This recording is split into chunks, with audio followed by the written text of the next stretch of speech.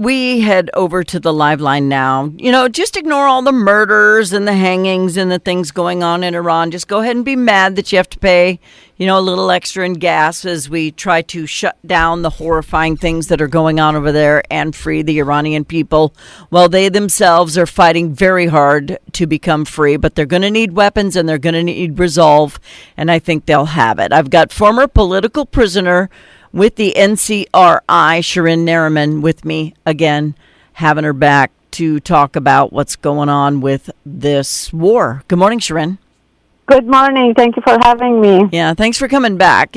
I know that there's been an underground development. Y'all have been fighting for a really long time to get the ball rolling on this one, haven't you?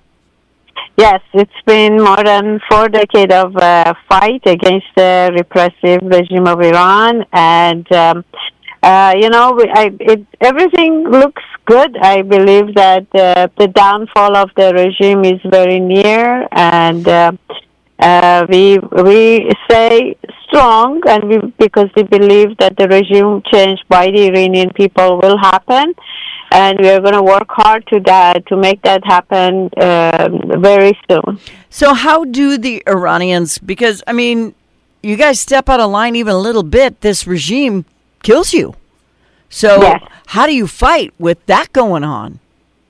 Well, I think if the Iranian regime, the truth of the matter is that the Iranian regime is at war with its own people. And because they are afraid, they execute, they hang people who stood up to them. And, we have been seeing it for past few weeks, especially the rise of the executions in Iran. 8 members of Mujahideen Khalq, which is part of the NCRI, have been hanged, and there are at least another 25 people that were arrested during the January uprising. These are the individuals who stood up to the regime, and all these people collectively are the symbol of the resistance and standing up to the regime. So that shows that how much Iranian regime fears its own people. So, with everything that is going on, the Iranian regime is at the end point. They cannot continue the war, and also they cannot afford the peace. So the downfall of this regime will happen very soon. I think we are in the last chapter of this regime, and we have to be patient. But at the same time, our resistance is doing its work inside of Iran by its own resistance units that they have, which is expanding. More and more people are joining the resistance units because now they know the only way that this regime will fall, it would be by their own hand and their own merit. Also, outside, we are having, not only we have all these wonderful interviews and discussion, but also this coming Saturday, we are going to have a huge rally in Paris, in the heart of Paris, in Bonn Square, which we are expecting over 100,000 people to attend this rally. And that shows the will of Iranian people for the regime change, and also supporting National Council of Resistance, the only viable alternative to this regime. And it is just spreading the message that this regime is at its own end, and this regime will fall by the Iranian people, and Iranian people are looking for a free, democratic, secular Republic of Iran, and we decide for our own destiny. Yeah, and you've got to do it, though. But, do they even have internet there yet? Are you guys able to get messages in and out to the people on the ground? Yes, there are. The internet is up. It's not like before, but also there are ways of having internet, of course, buying the packages that provides you with more leverage. And the funny thing is that the IRGC is controlling that too. So they are trying, even during the war, they're trying to make money off of, things that should be belong to people freely, but that they are using that. But the communication has been here and there is up. And it's very obvious that people are tuning into the messages and videos, and and they communicate via the the social media about what happened in Iran, or what's happening in Iran currently, and what is going on outside of Iran. Well, Iran could never have a nuclear weapon with the mullahs in charge, with the regime who was sponsoring terror all over the world. Do you think when the people take it back over that the assisting terrorism will stop? Certainly, because the only tools that this regime had is using terrorism abroad, having the nuclear weapon to threaten the region for its own power, and with the mentality of terrorism. So that was a combination was a very, very dangerous combination.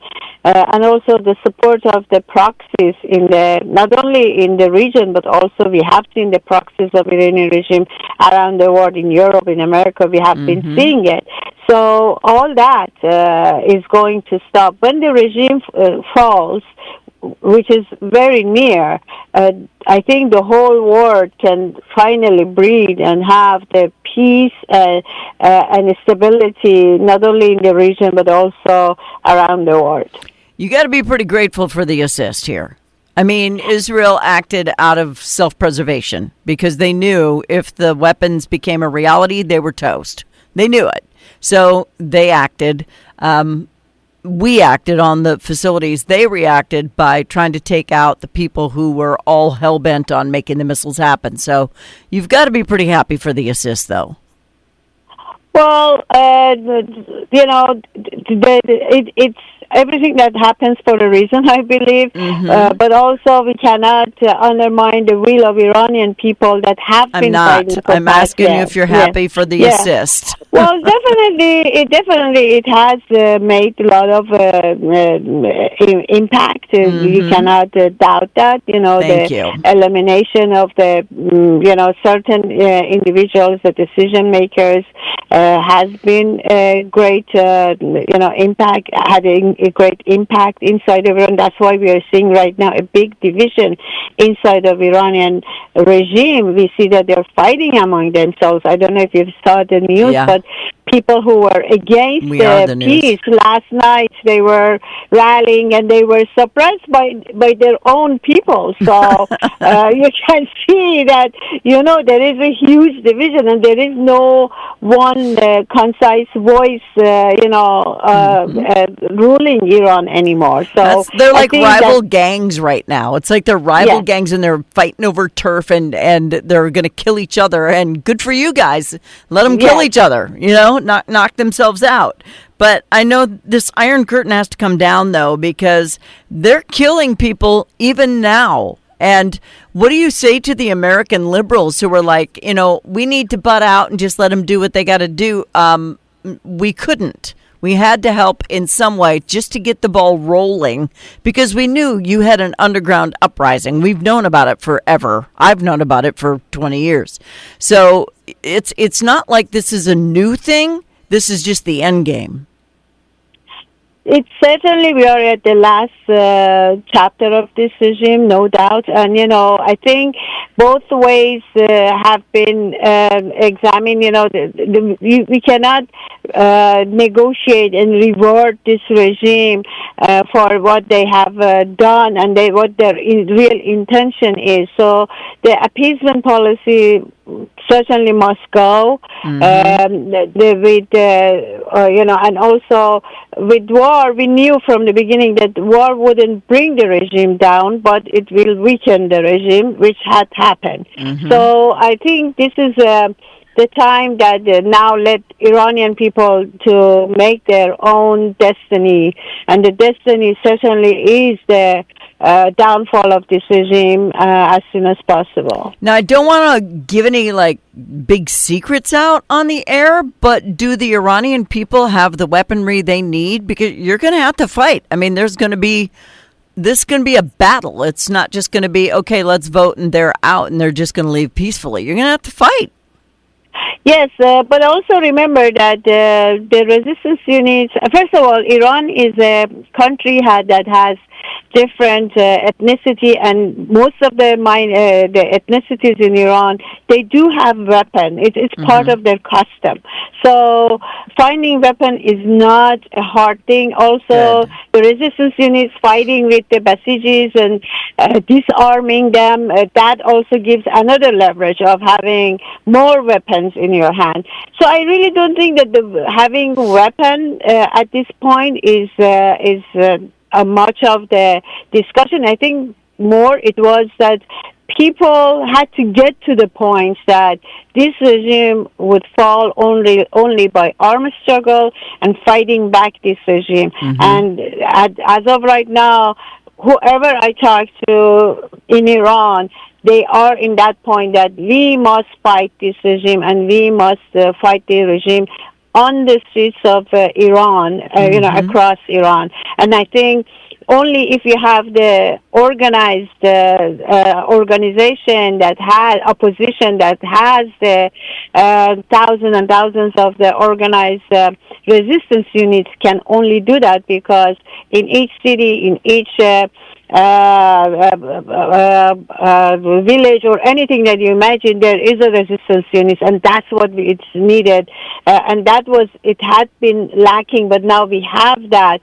Over the years, that has been built. These are the part of the infrastructure, the base of having the National Liberation Army, and that has been the intention of our National Council of Resistance, to have the National Liberation Army to fight back the regime, and we are at that point. Yeah, you are, and you got to stop it from happening again. You have to make sure this never happens again. So before we have to go, what do you say to the American people who don't believe there's anything wrong with Iran having a nuclear weapon? They don't think there's anything wrong with the way Iran is being run, and that we should have minded our own business and just let them, pay no attention to the hangings and the things that are going on, because it's none of our business. Well, the nuclear weapon only enable and empower the Iranian regime to continue its killing and mass killing of Iran. In January, Iranian people had seen horrors, and I think since 2009, the world is waking up and seeing that how brutal this regime can be. And this regime, if it has the power, definitely is becoming another North Korea. And not only life would be miserable for people in Iran, but also it wouldn't be easy and safe around the world, especially in Europe or in America. So,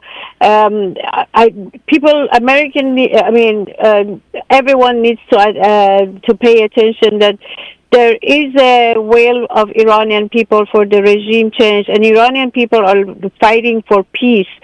People in Iran do not want to have war. They don't want to be known as an enemy. They don't want to be known as a terrorist. And they are very welcoming individuals. And Iran can be a land that everyone can go enjoy the land and enjoy the tourism and everything, and can be a friend and ally in around the world. And but with these people in power, with their intention for nuclear, no one is safe, even me and you in America, living in America. Yeah. I think that's what's important. Well, I hope the left is listening, because you have a lot of people on the left who said that it was fine that they had a nuclear weapon, that we should have stayed out of the way and let them do whatever they were going to do, but mostly because they hated Israel. But the bottom line here is the Iranian people need to run Iran, not a bunch of mullahs who are going to be very communist and very cutthroat and murderous. They need to go. They're on their way out. It's going to happen. We've done a little bit of the work here and helped out, because we believe the Iranian people have the resolve now to finish the job. So we are hoping for the best and praying desperately for you all to take your country back. Thank you so much, and we will. That day is happening soon. It's coming soon. And Shirin Nariman, it was wonderful getting to know you. I appreciate all the interviews. As a former political prisoner, nobody knows better than you do what's actually happening in Iran. So hopefully the left in this country will listen to the fact that the Iranian people want these guys out of power, and you are willing to fight to your death or to whatever might come, so that you can have a democratic society who elects your own leadership, lives free, and invites in the world to see your beautiful country. Shirin, thank you. Thank you. Thank you. I appreciate everything. You're Take welcome. care. Bye-bye. Bye-bye.